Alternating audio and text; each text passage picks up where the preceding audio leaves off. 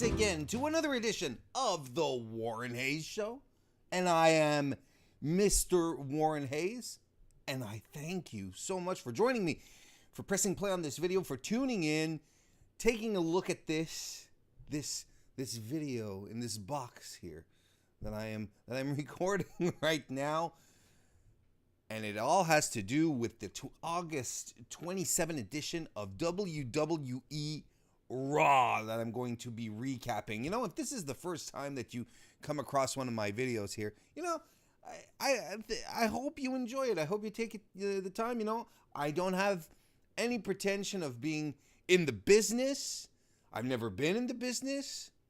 I'm a fan. I'm a guy who enjoys watching wrestling, and I like to talk about it, and I like to give you my hot takes on the goings on in WWE, because I've been watching it a while, watching it from afar, and I feel like you know, I've developed. I'm able to have opinions and help share a vision in regards to wrestling in general. And here specifically, we are going to be talking about the WWE and their flagship show. Yes, sir. So today is the 28th. You'll be watching this on August 28th. Tomorrow, August 29th, is going to be my SmackDown Live recap, which basically I do the same thing, but for SmackDown Live. That's usually oodles less frustrating to watch than Raw, but I do that on Wednesdays.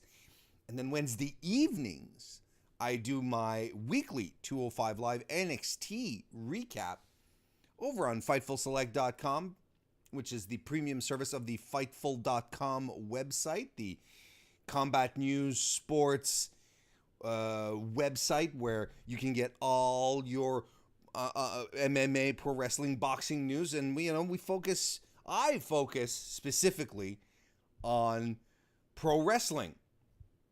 And if you become a member of FightfulSelect.com, you get all sorts of extra content that you can't get on the site. You get a bunch of members-only podcasts, such as my weekly Creep Cat,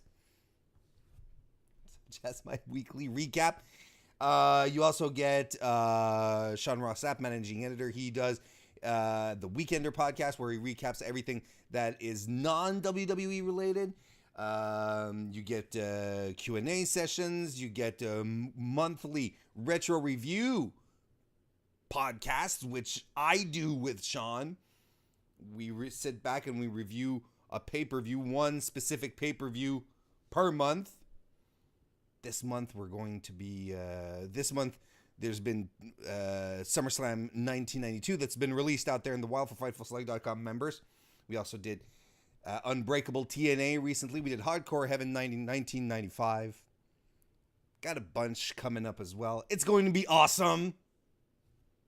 Dark match commentary. Look, head on over to FightfulSelect.com. Take a look. Subscribe. Become a member. There's a lot of great content there. You get a lot more Warren Hayes. That's a lot more Warren for your dollar, if you want that. Thankfully, there's other great stuff as well. It's not just about me. There's exclusives, there's news previews, there's a whole bunch of stuff. Today I'm rocking both a glass of water and a cup of coffee. I'm doing both because a man enjoys his coffee but also has to stay hydrated in the meantime. It is the summer that will not end over here in my parts of Canada. It is so hot again today. And yes, I'm drinking coffee nonetheless, so I shouldn't be complaining. Just before we get into Raw, it's the first opportunity I actually have to chit-chat about our boy Neville finally being released from his contract with WWE. I don't want to spend an eternity on this. Just want to drop my contentment that this is finally all over, and that we will once again have access to one of the greatest wrestling talents out there right now uh, that we haven't seen in over a year now, or close to, or over a year. And that's a shame that he had to wait out his contract like that, but he's done. And, you know, of course, since we're just a few days in before, just we're a few days away from All In, so everyone is speculating, saying, oh, is Neville going to be there? Neville's going to be there. Not only are they, you know, it's like speculating on one end, but then also saying, yeah, he's going to be there. Why wouldn't he be there? You know, we don't know all the terms of his contract. Was he waiting out his contract? Was he waiting out his non-compete clause? I don't know what it was. I don't know what was there. But the point here is that we should all be happy because we're going to be able to see Neville do his thing again, and that's awesome. That's really, really exciting. Ring of Honor, Impact, New Japan. Whoever signs him is getting their hands on an ace talent that core fans adore. And it's funny, I can't help but find it interesting that WWE recently has been signing up all sorts of indie talent, right? They've been saying it's been widely reported, if you can report a rumor, but if it's been widely accepted that WWE has been signing and wanting to snatch up any game changers, such as Kenny Omega and the Young Bucks are priorities for them to sign. It doesn't mean they are going to sign them, but they're priorities. They're going to give it everything they have to sign those guys, to sign any type of game changer. Matt Riddle is another good example. Could also argue that signing Deonna Purrazzo on the women's side was another example of that. When it comes to our boy Neville, they just let him go. So was he really, really just unhappy and just did not want to do it? I don't know how they could have sweetened the deal for him to make him stay, but I find it interesting that they don't have the same, that they don't put him in a category of game changers, while I think he really can be. I think he can be a legit draw because he's so good. Maybe not a top draw. I don't know. It'll be time for him to really exploit his potential. Show us what can happen. And this is the kind of situation that, you know, everyone is speculating online. Oh, I hope he goes to Impact. Oh, I hope he goes to New Japan. I hope he goes to Ring of Honor. I just hope that he goes somewhere that'll make him happy. And that's really the most important thing, because if that's the game that he was playing over the past year, either waiting out a contract or a non-compete clause, if that's the game he was playing, obviously he wasn't in a good place. He wasn't happy. I just want him to be happy. But then if you ask me to be selfish, I really hope he heads over to New Japan. There's so many matches in New Japan I want to see with him. I want him to join the juniors division. I want him to be juniors champion. I want him and a healthy Hiromu Takahashi to tear the house down. That's what your boy Warren wants. And the thing is that what's good is that but you know, he could be bulking up and going heavyweight. I don't know. But what's good about the New Japan Juniors division is that it's not as restrictive as if he was on 205 Live, as if he was a cruiserweight here in North America on WWE. The juniors get a whole bunch of respect and airtime. They're on the main cards. They get all the same type of promotion as the heavyweights. It's not as clear cut as divisions and sort of an afterthought. There's a tradition behind the juniors as well, so we'll see how this goes, but I'm really excited. It's a shame at the same time that he's not going to It's kind of a shame at the same time that, with this reinvigorated 205 Live, this new vision that WWE has for the brand, with this new vision here, it's a shame that we won't get to see him with Mustafa Ali, Buddy Murphy, Leo Rush. But I think it's still for the best. Don't get me wrong. But as a 205 Live listener, as a 205 Live fan, you always had that in the back of your head. Man, what if he just ran in? What if he just came back and he took the belt off of smiling Cedric Alexander? That was kind of what I was hoping for.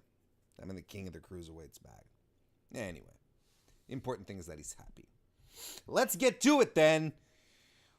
Monday Night Raw, which came to us, like I said, August 28th. Roman Reigns' music hits. It starts. It initiates. It encompasses the arena. It blankets our ear sensory organs.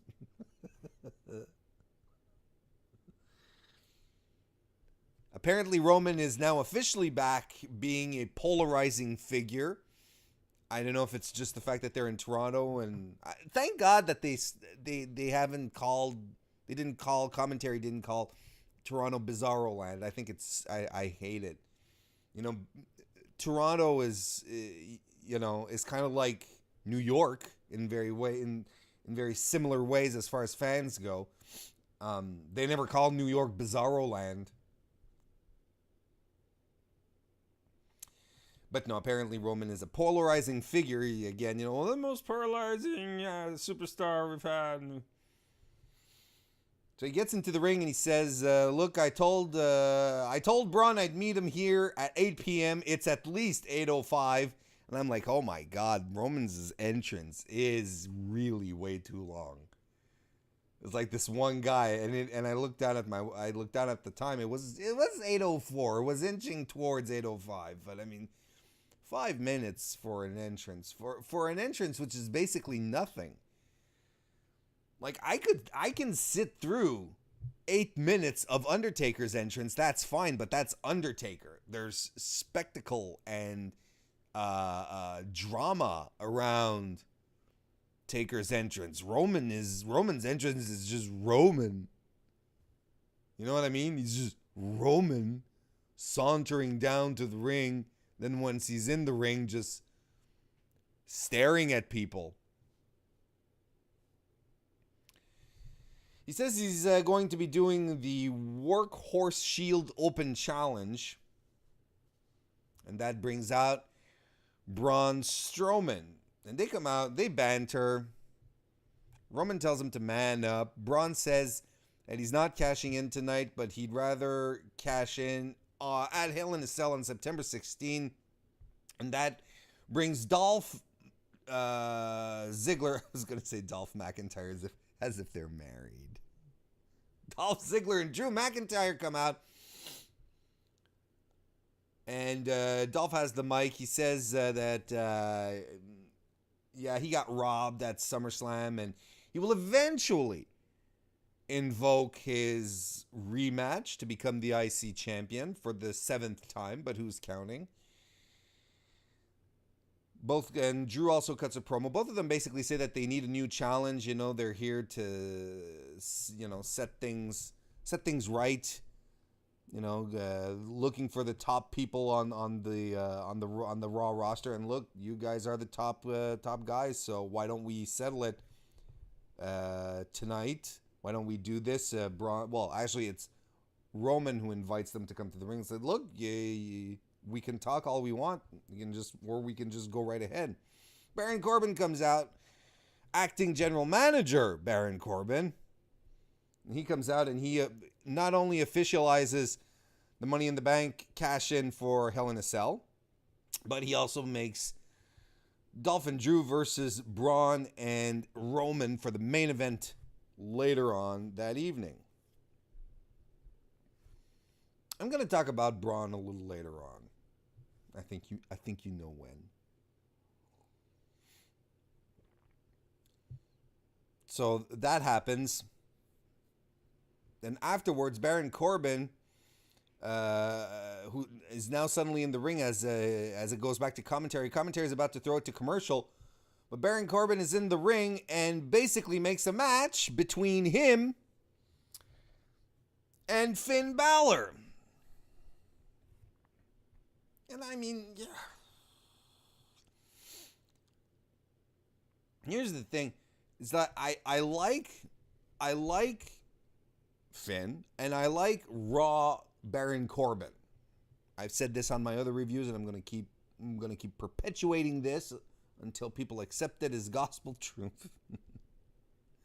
Maybe slightly exaggerating, but I think it bears being mentioned that since being on Raw, your boy Baron has been doing fantastic work. Like, he has really been doing top-notch stuff. So why is it? I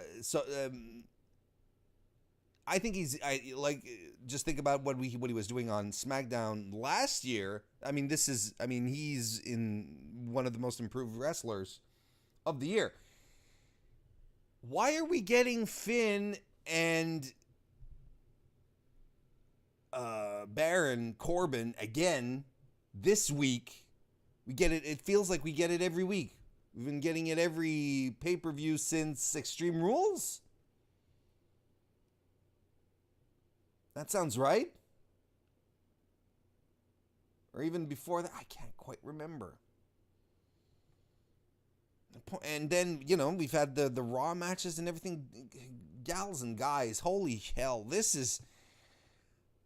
There's only so much you can take, and I don't understand with the depth of roster that they have, that they insist on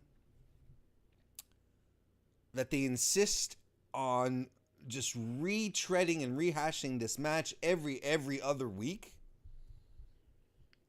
If they're afraid to take some TV time off of either guy, I don't think it's a problem, especially in the position where Corbin is in right now. The position that he's in ensures that he has TV time. Finn could fight someone else. Absolutely someone else. Corbin does his chinlock half Nelson hold early on. That's really part of his signature moves now, and he does it. I think he did it like 3 times in the match. It's a little ridiculous. It really takes away from the match. He does it too often, and he does it too soon as well. There's some action on the outside. Finn gets some offense in, but the story here is that Corbin, and he said it himself. He said, I've had a week to prepare, but Finn didn't have a week, so I'm ready. And he's right. He has him well scouted. He catches Balor's top rope enziguri at some point, and he hits the deep 6 out of nowhere. I like how Corbin barely escaped at some point. The Finn's roll up. He did an inside cradle. That's Finn. That's not Finn, but Ben Corbin's Achilles heel all the way back to SmackDown when he just lose by roll up. And for all the proper scouting that Baron Corbin did, he still could not dodge or catch Finn's tope con hilo, which he does every match. The end comes when Finn misses a coup de grace. Corbin uses a chair, brings a chair in the ring, uses it, forcing the DQ, but Corbin rolls to the outside, grabs a microphone and says, "Oh, hey, you know what? I forgot. This match is we're actually going to continue this match. I forgot. The stipulation here is that it's no DQ." So he takes advantage of a dazed Finn Balor to hit the end of days and win. I guess this feud isn't done. More 50-50 booking? I don't get it. it's tedium. And, I'm a proponent of not needing everyone to be on TV every week all the time. I think it's good sometimes that a wrestler disappears for a week, 2 weeks, comes back, and look at Kevin Owens tonight. We're going to get to that. But weren't we all kind of happy to see Kevin this week? We hadn't seen him last week. Anyway, we get some Triple H versus Undertaker hype. They're really getting the hype train going for this one, aren't they? Like, this is until they get done with Hell in a Cell and we can start building the actual card for the guys here in Australia, and for the girls as well. I don't know why I just specified the guys, but as once Hell in the Cell is done, I guess we'll be able to focus on this card, because right now, man, it's all about it. Triple H and Undertaker. They have a segment where Ric Flair, Jeff Jarrett, Christian, Mick Foley, Kevin Nash, all doing the hype thing. And apparently we're getting Shawn Michaels, who's going to come into the ring next week to discuss this or do something. They referenced their WrestleMania match that where when Shawn was a special guest referee. You want to bet that they try to that's the route they're going. Shawn Michaels is gonna end up being ref. I think that's what's gonna happen. We have a Titus Worldwide segment backstage where Dana and Apollo Crews are getting psyched up for Dana's match, hoping that she earns a place at Evolution. A bit of a warm-up match, I guess. Titus arrives and tells them, excuse me. Titus arrives and tells them, I got a match set up for Dana for tonight, to just sort of get the kinks out, go to work, and it's against Sasha Banks.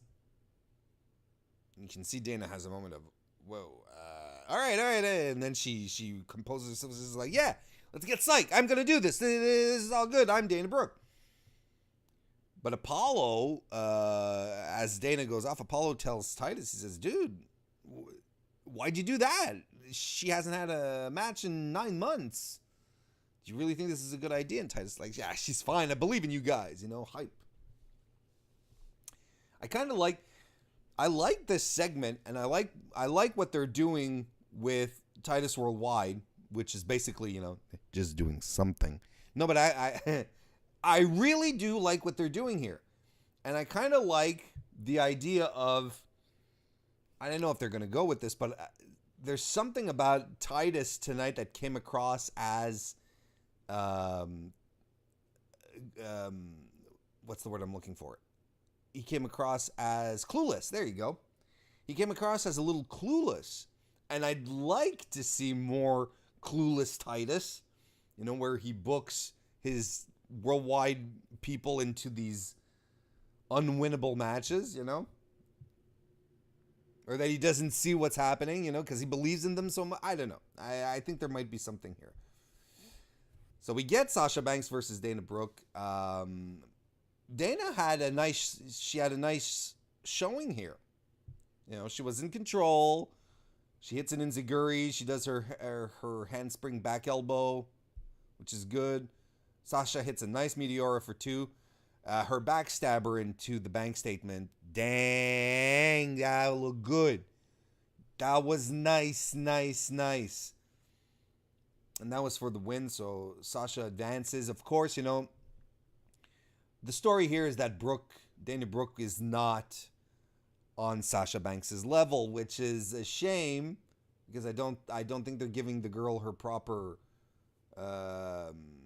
I don't think they're giving her proper room to develop. I think she could be. Like, she looked really, really good tonight. It was a nothing match. Nothing in the sense that it didn't create any new opportunities for Dana, but it advances. I guess it advances maybe I was a little harsh there. It advances the Titus Worldwide storyline. It wasn't nothing. One thing I'd like to say, though, just before we move on, I am really, really sick of commentary calling every enziguri that is done on Raw a step up enziguri. The enziguri that Dana Brooke hit during this match was not a step up enziguri. It was just a good old fashioned enziguri.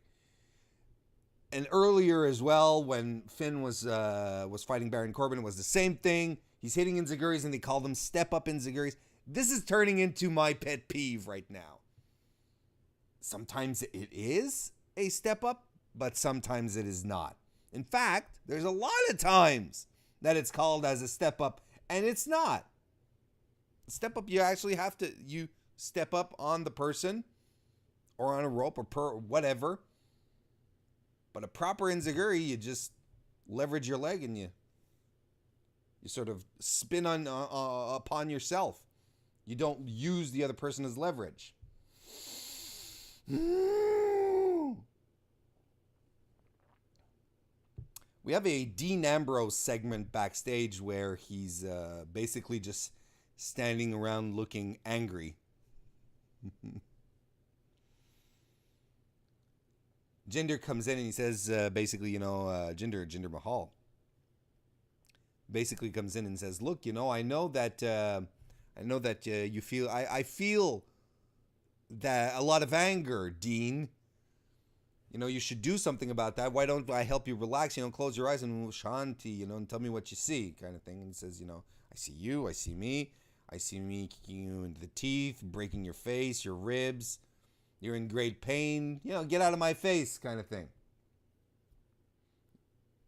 So, I would just like to point out here, just remind everyone, Jinder Mahal was the WWE champion for 170 consecutive days last year on SmackDown Live.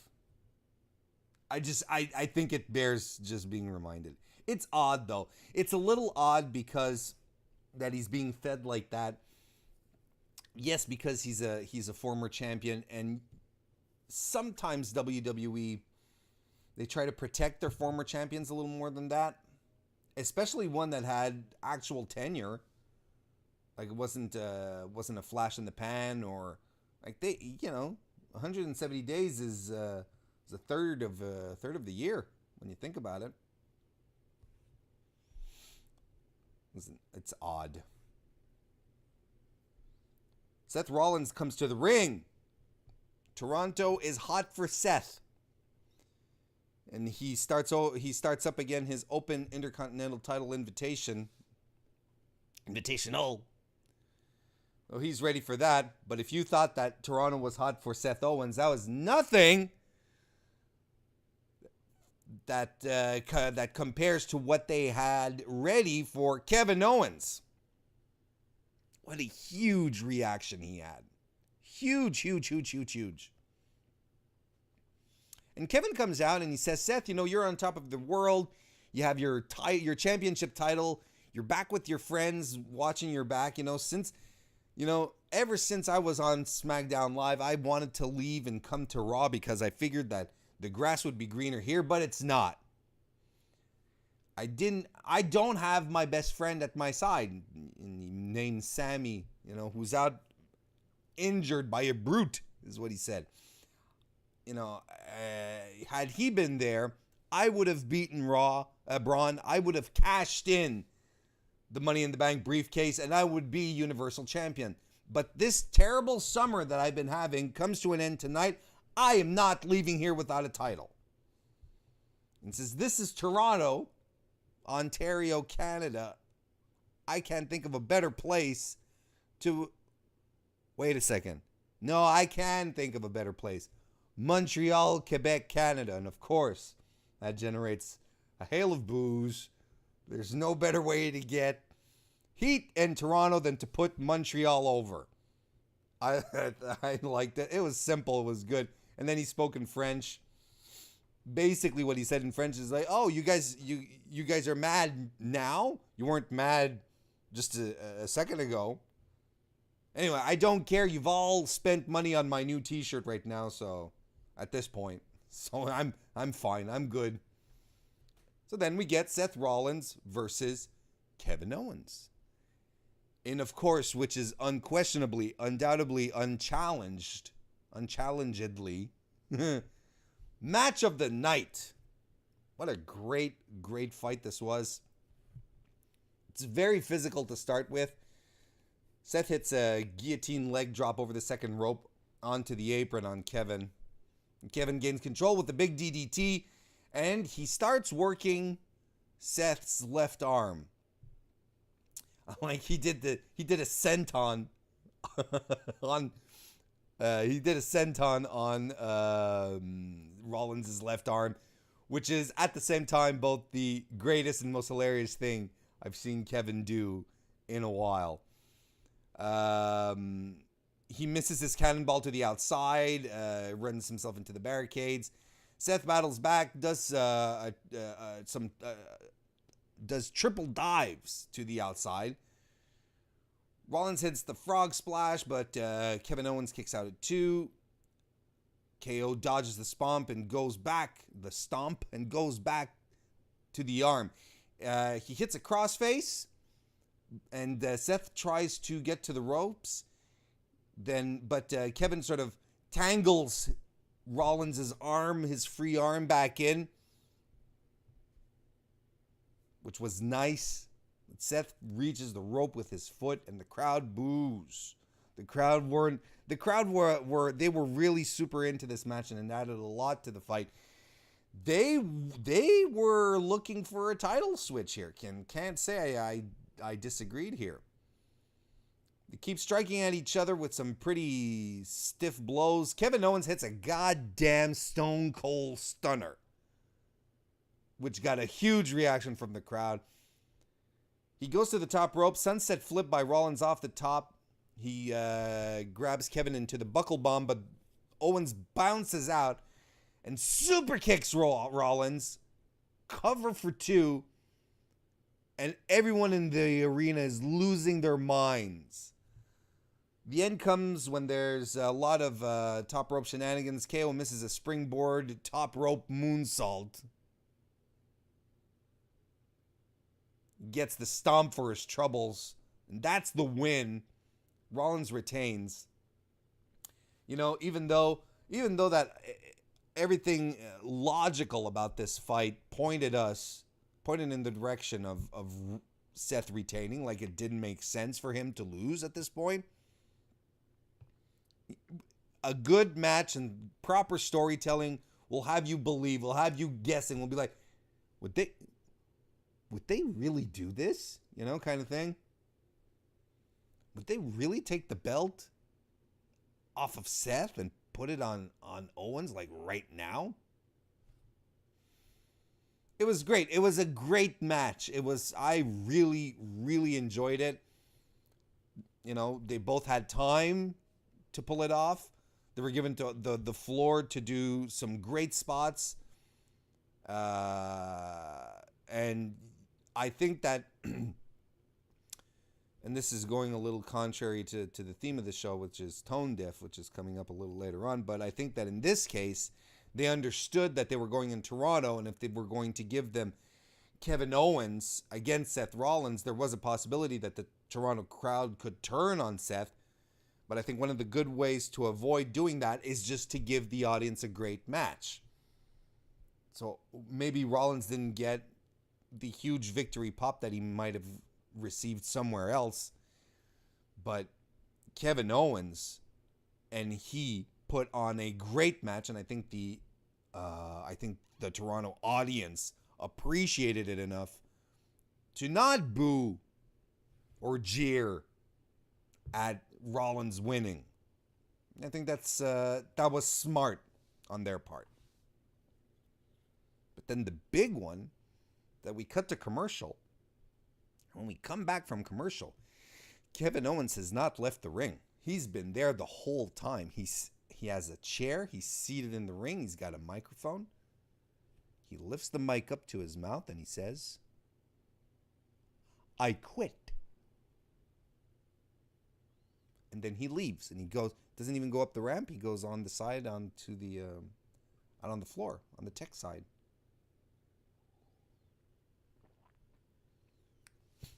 I was happy to see good old Kevin Owens, good old shades of Fight Owens fight in that match after weeks and weeks and weeks of him just having been served up as fodder for Braun.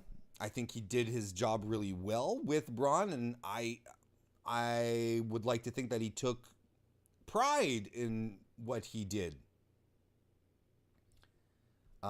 And I'm doubly interested and happy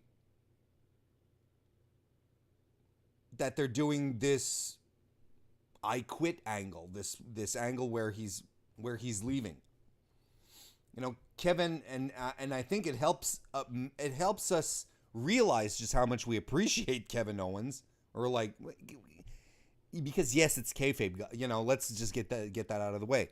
It's kayfabe. He just re-signed for 5 years. He's not going anywhere. I think it's good that they're giving him something intriguing, something that will have us guessing, and that hopefully will be handled in a way that he will indeed get elevated.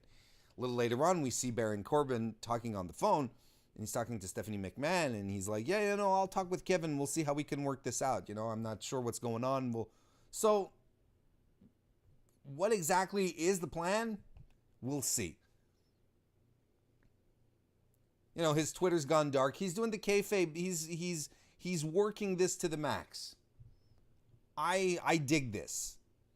I'm really excited, really looking forward to seeing what they do with Kevin. It'll be interesting. What do I think that they have planned? I don't know. I have no idea what this could lead to. I'm just hoping it leads to something cool. Something fun for Survivor Series for Kevin to sink his teeth in, for instance.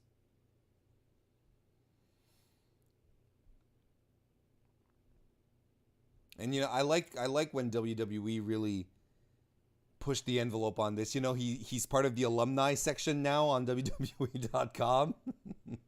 I appreciate. It's like when Johnny Gargano lost his Loser Leaves Town match. They went and dropped him in the alumni section as well.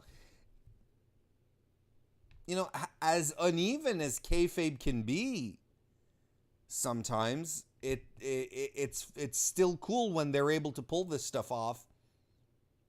It helps propel the story. Makes us guess. We get the B Team versus the Revival. If you're still wondering, is WWE considering? Do they consider the B Team a real tag team? The minute that they change their music, absolutely, and the fact that they have now this, the B Team, go, go, go chant, like their own patented chant. There should be no question in your mind that this is for real. The rumor is that B Team weren't supposed to beat Matt Hardy and Bray Wyatt, but then Bray Wyatt got in his car accident. That set things in motion. And apparently, plans change, as they say. And don't get me wrong, I like Bo Dallas and Curtis Axel. I like Bo Dallas a lot. But, man, I think that I think this B Team thing has a very, very short lifespan. So they face the Revival in a non-title match tonight. The B Team are in control early on, hitting some double team offense, but of course the Revival, as the heels, take over and completely cut them off from their side of the ring. I love Wilder's dash. Wilder, he does a drop toe hold on Bo at some point, and he locks in his heel. Like, he doesn't let go of the move. He just locks in the heel and to keep Bo down, and he reaches over to tag Scott Dawson in, which, it's so simple, but it's so credible as far as a move goes. I really like that. And it's a simple move that just it was so simple it got me going. There you go. Bo reverses a tornado DDT into a draping, spinning neck breaker. Axel hits a rolling snapmare, and that was cool because Corey Graves actually pointed out that it was an homage to his father, Mr. Perfect. So that was nice. They have a sequence of accidental inside cradle reversals, and I was groaning so loud. You know, where they roll. I think it's Dawson who rolls Axel up, and then they get bumped into, and then Axel gets into the pinning position, and then back to Dawson, but there's no pin because everyone falls outside. It was the longest inside cradle I had seen in a very, very long time. The match ends with the Shatter Machine on Bo Dallas. So the Revival win. They go for the straps afterwards, and they mentioned, they said, look, we're following, tag team wrestling follows the tradition of the Road Warriors and the Minnesota Wrecking Crew. Over to these two morons. The tag division here is a complete joke. Can't disagree. There are cheers from the audience when he starts talking about that. And and I think it's Dawson who says, I think, you two guys here, you two morons, as you can see, we can take these titles away from you anytime we want.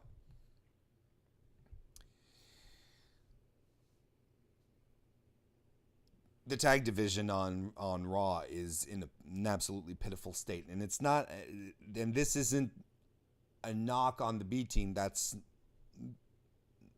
a whole other conversation. It has nothing to do with the B team in and about itself. The B team is a symptom of this. That you have really good tag teams on Raw, but they're not doing anything with them. Nothing interesting anyway. And then, meanwhile on SmackDown, you have, again, a whole bunch of really talented tag teams, and they're actually giving them room and a platform to advance. And as unfortunate as the injury with the as unfortunate as Eric Rowan's injury is, the fact that there's a title change and there's a switch up that's going to happen, it's just going to give more of a platform for the tag teams on SmackDown to shine. I don't understand why they don't do that on Raw. I really don't. Elias does his segment in the ring. Toronto starts chanting, "Walk with Elias." He says, "You're all singing for me, but now it's time for me to sing my greatest song." And he says, wait, he interrupts himself and he says, "I've had an intuitive moment of reality." I love Elias. And he says, it's like Drake sang, he says he started at the bottom, now he's all the way to the top. And I mean, there's no city more at the bottom than this whole Toronto. He starts running down Toronto, and that brings out Trish Stratus to the ring, much to the surprise of everyone. And that was really cool. I don't know why we didn't see this one coming more, because it makes sense. Toronto is Trish's hometown. Gets a nice reaction. Has some banter with our boy Elias. Basically saying, I'm not going to stand around and let you bad talk my city, my hometown. There's some Stanley Cup references to the fact that the Maple Leafs will never win it again. And, all that good stuff. Trish says, when I retired, I never imagined there'd be an all-women's pay-per-view, and I'll be lacing up these boots again to fight Alexa Bliss over at Evolution. And then Elias says, is this going to be a swimsuit pillow fight like you used to have, Trish? And, takes exception to that. That was just a nice little crack. She takes exception to it and says, "It's about time for you to take your floral kimono and your fancy scarves and leave the ring, Elias." And Elias says, "Oh, I know what the thing is here. You want to, you're like many, many women. You want to walk with Elias, and I understand that. But here's the thing: I don't date women in their 60s." She just slaps She just slaps his name out of his mouth. Cue Ronda Rousey's music at that point, and she comes out along with Natty, Natalya, who's about to have a match against Alicia Fox, and Alexa and Alicia come out, and they Alexa has the mic, and she hypes up her match at Evolution. It also brings out Mickie James, and they specify that Mickie and Trish have history, a very well-documented feud, which is very, very true. Truly one of the shining moments of that era in wrestling, of women's wrestling. They were both so good. And that leads us into our match with Natalya versus Alicia Fox. And when I say match, I mean, there's not much of a match to speak of here. Foxy basically stays in control for the better part of the match. She bulldogs Natalya at some point. The heels run interference, which causes enough distraction for Natalya to hit her discus elbow. Sharpshooter was what it was. It wasn't much of a showcase for anyone, really. And you know what? I'm going to be honest with you guys. You can talk about historic first times and, how great the women are. If you're not giving them time to actually put on matches and shine on their own, you can force it down our throat that the women of WWE are super talented and have worked hard to get to this point. But the best selling point you have for people to buy into women's wrestling in WWE is to let the women wrestle, if you can believe that. And I'm not trying to make a Roman Reigns pun, but that's the truth. Let the women wrestle. Let them put on matches that we know they're capable of, instead of giving them 4-minute thingies. No one comes across looking good here. No one comes across looking necessarily bad, but it doesn't get you excited. It's more along the lines of, oh, okay, it's just the women again. And that's counterproductive. And this is what's fascinating me. You'd think that in the lead up to Evolution, they'd let their top tier talent go and go at it for real. You'd think.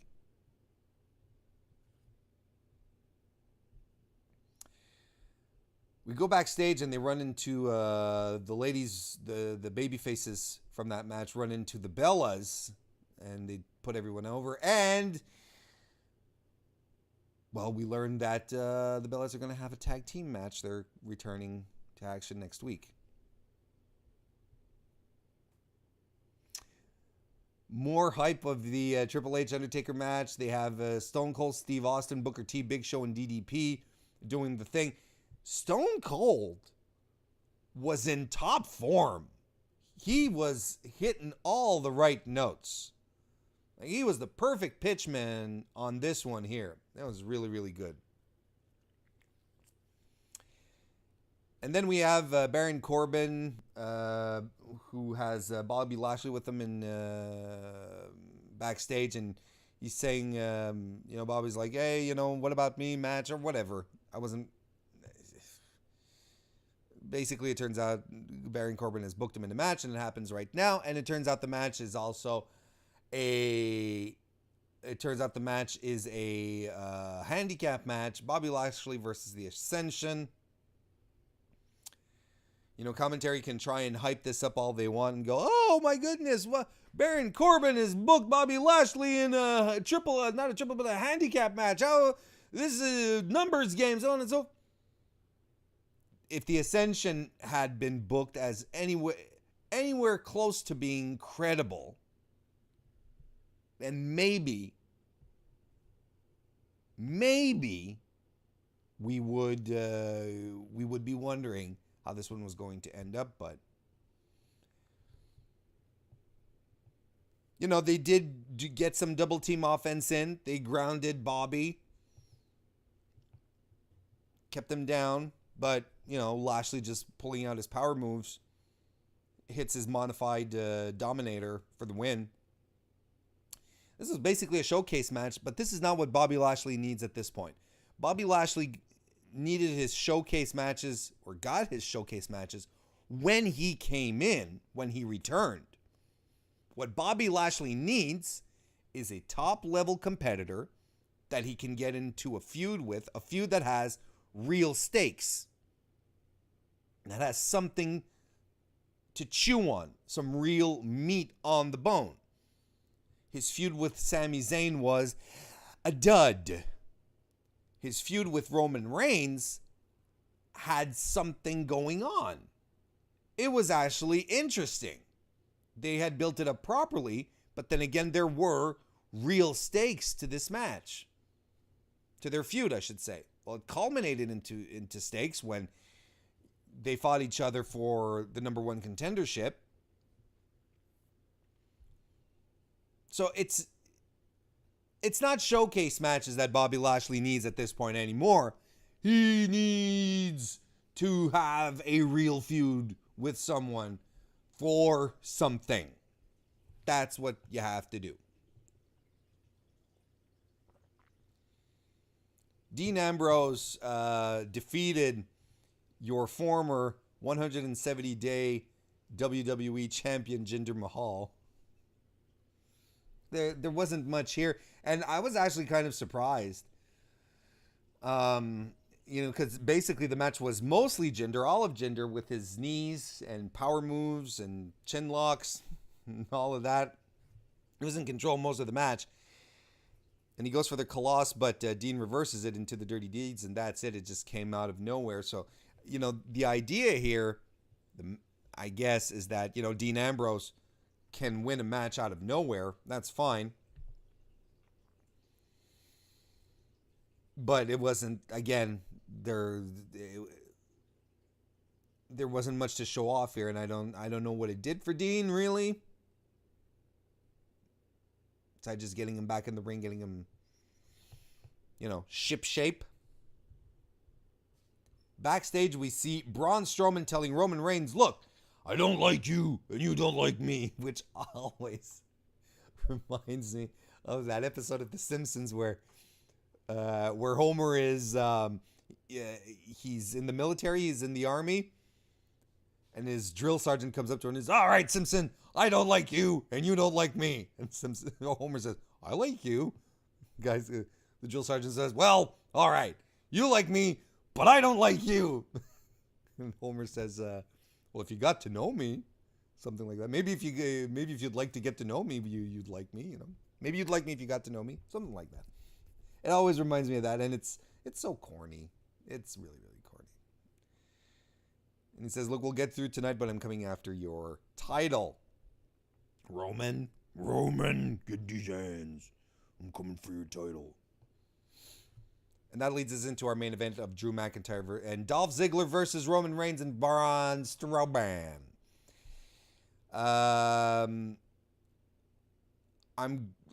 Basically this match was all about Roman being your babyface in peril, taking a beating from the heels, doing everything to keep Roman away from tagging Braun in. Dolph even has a sleeper hold on Roman at some point to sort of knock him out. Drew and does a huge belly to belly. They're doing everything to keep Roman away from Braun. At some point, Dolph taunts Roman. Do something, Roman, and that's exactly what Roman does. He Superman punches Dolph. That allows Romans to tag Braun, but Braun doesn't go in. He just stands on the ring apron. He just looks at Drew and Dolph. Everyone is sort of like, what's going on? What's happening? You can see by their facial expressions that Dolph and Drew don't know exactly what to expect here. Roman is on the mat like he's taking a beating, so he's writhing in pain. He's trying to recuperate. Dolph and Drew then decided that, well, to hell with it. They just go, they grab Roman, and they start beating on him. Ref calls the disqualification just because I guess you had to throw this match out to a certain extent. I mean, it wasn't technically illegal what they were doing, beating up on the wrong guy, but Braun was still on the outside of the apron. You keep beating him up. Eventually, Braun comes in, grabs Roman, picks him up, and he says, I told you, I'm not finished with you. And he headbutts Roman into the corner. He headbutts and throws Roman into the corner, lets Dolphin Drew take out more, they allow Dolphin Drew, he allows Dolphin Drew to beat Roman up much more. Dean runs in for the save, but he gets smushed. Seth Rollins comes in for the save.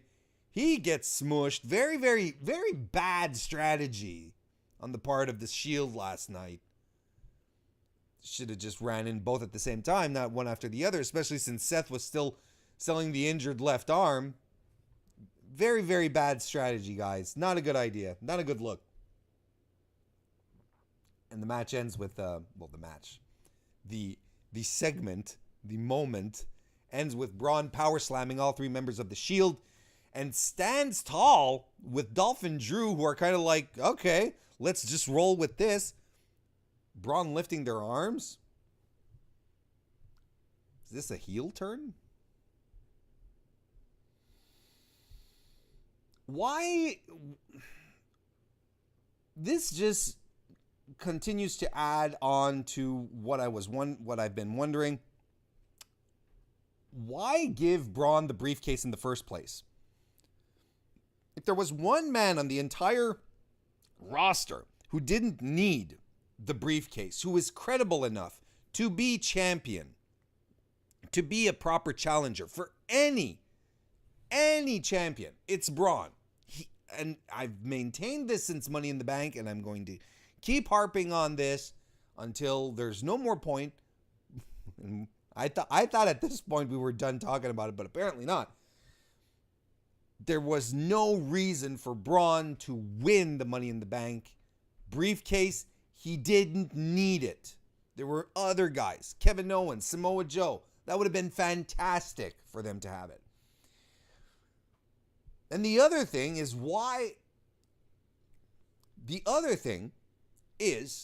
Braun, in his character, in his impulsive, let's get this done demeanor, he should have cashed in immediately the night after.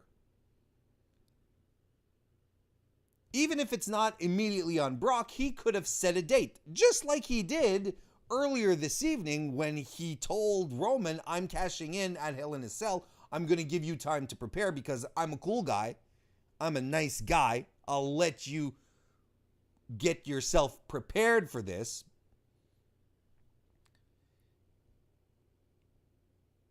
Why didn't he do that straight out the gate? Now, I know, and I posited this question on Twitter as well, and most people answered with the same thing. And you're right. You're right, folks, when you say that, it was an out for Vince McMahon. It was just like, okay, if Roman winning, if the crowd reaction isn't going the right way, this is a break glass in case of bad crowd reaction.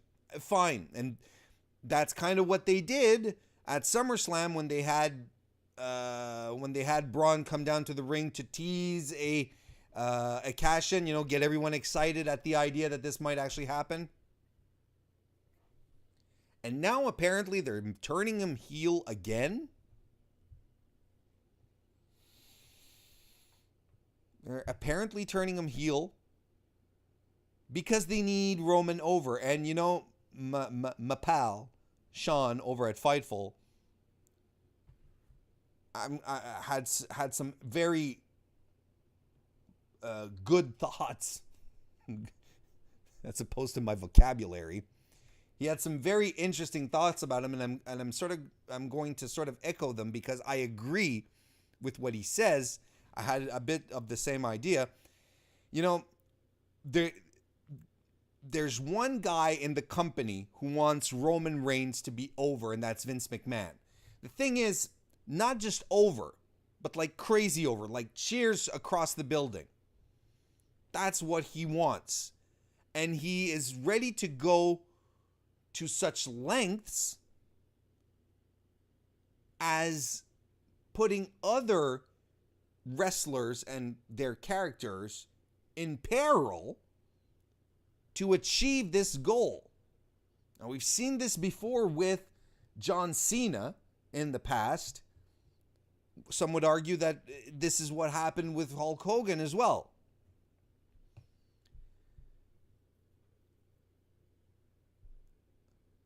WWE has trouble, or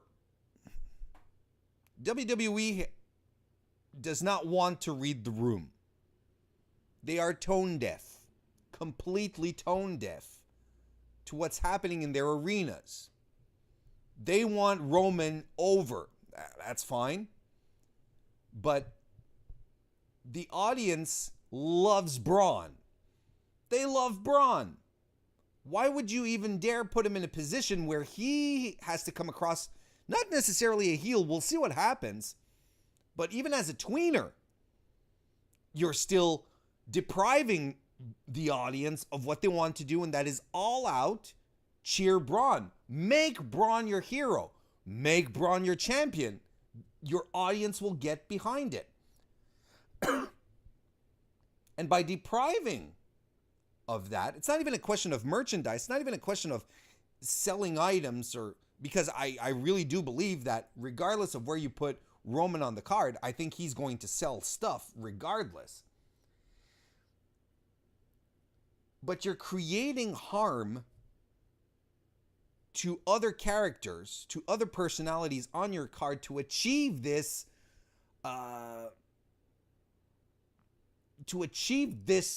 dream that you have, Vince, of having Roman being the guy, super over, untouchable.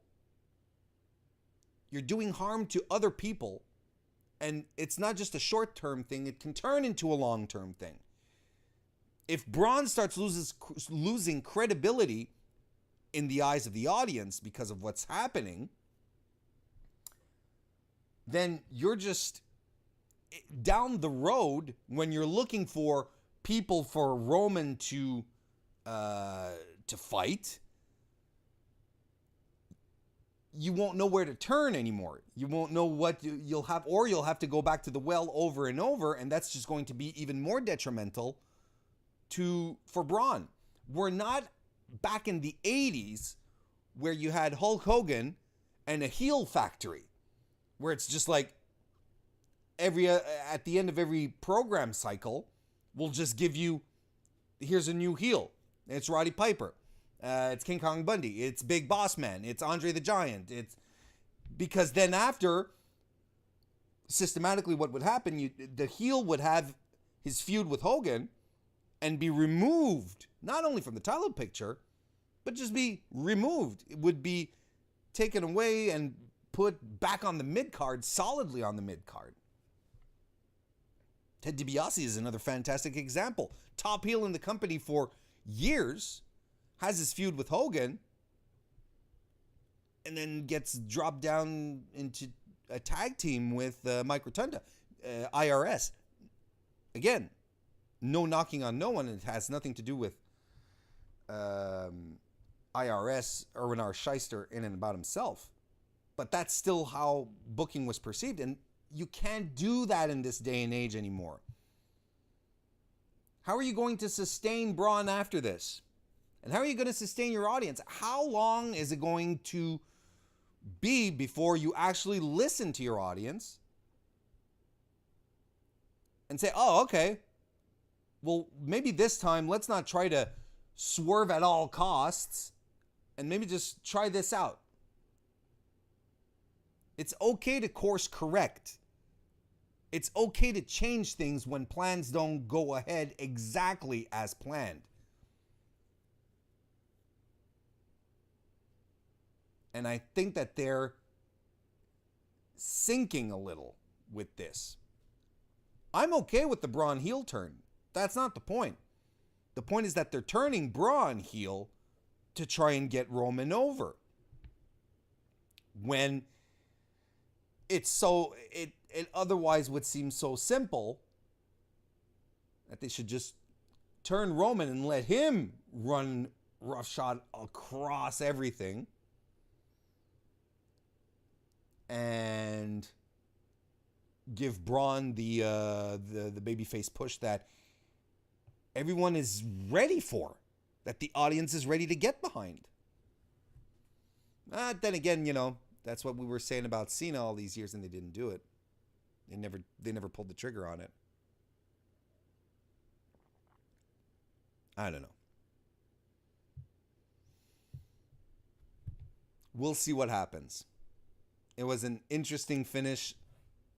Curious to see where this goes next week. We'll see. We'll wrap this one up, guys. We're done. We're done with today's Raw review. Thank you very much for sticking around until the very end of this video. And if you liked it, you know what you can do. You can actually go and put a thumbs up. You can share it around on your social medias. That kind of stuff always helps. I want to thank you very much for, if you do it, thank you in advance. If you don't, thank you for sticking all the way. It's fine. You don't, because and even if you didn't like it, it's fine. And you can show your displeasure by doing the thumbs down thing. That's fine. That's what having an open democracy, freedom of speech, that's what we're able to do. And we can do this. You can also tell me that you didn't like it, and that's fine. As long as we get a reaction, right? You can follow me at my YouTube channel. You can find it at tinyurl.com/Mr. Warren Hayes, or you can follow me on Twitter at Mr. Warren Hayes. Guys, thank you again for hanging around, and I'll see you